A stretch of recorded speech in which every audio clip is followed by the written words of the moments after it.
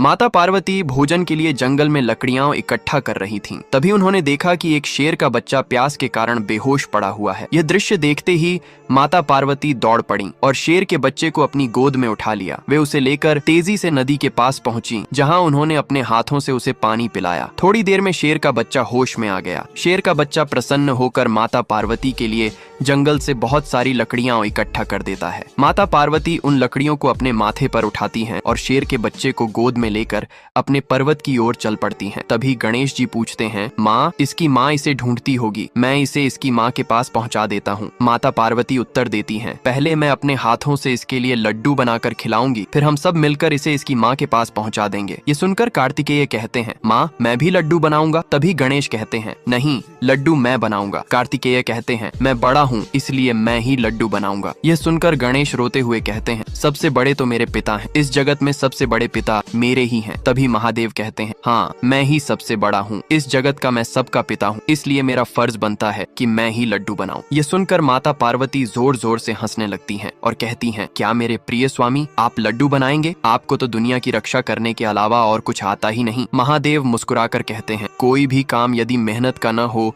तो उसे करना ही नहीं चाहिए, और मुझे तो वही काम पसंद है जिसमें कड़ी मेहनत हो। मैं यह करके दिखाऊंगा। माता पार्वती फिर हंसते हुए कहती हैं, ठीक है, मैं इंतजार करती हूँ, आप बनाइए। तभी महादेव एक बड़ी कढ़ाई में एक बहुत बड़ा लड्डू बना देते हैं। उस विशाल लड्डू को देखकर माता पार्वती, गणेश, कार्तिकेय और शेर का बच्चा डर जाते हैं। महादेव कहते हैं, डरो मत, मैंने यह लड्डू अपनी मेहनत से बनाया है। गणेश कहते हैं, पिताजी, मैंने इतना बड़ा लड्डू कभी नहीं खाया, आपने मेरे लिए इतना बड़ा लड्डू बनाकर माँ से जीत हासिल कर ली। महादेव कहते हैं, बेटा, यह लड्डू तुम्हारे लिए है, मैं इस जगत का सबसे बड़ा पिता हूँ, इसलिए मैंने सबसे बड़ा लड्डू बनाया है। इसके बाद महादेव गणेश को उठाकर उस बड़े लड्डू के ऊपर बैठा देते हैं। जो छोटे छोटे लड्डू बने होते हैं वे कार्तिकेय और शेर के बच्चे को दे देते हैं। सभी आनंद पूर्वक लड्डू खाने लगते हैं। तभी माता पार्वती कहती हैं, मैं तो आपकी इस बड़ी लड्डू को देखकर हार ही गई। यह सुनकर सभी जोर जोर से हंसने लगते हैं। फिर भी नन्हा गणेश बोल रहे हैं, मेरे जगत पिता के लिए किसी ने लाइक और कमेंट नहीं किया है।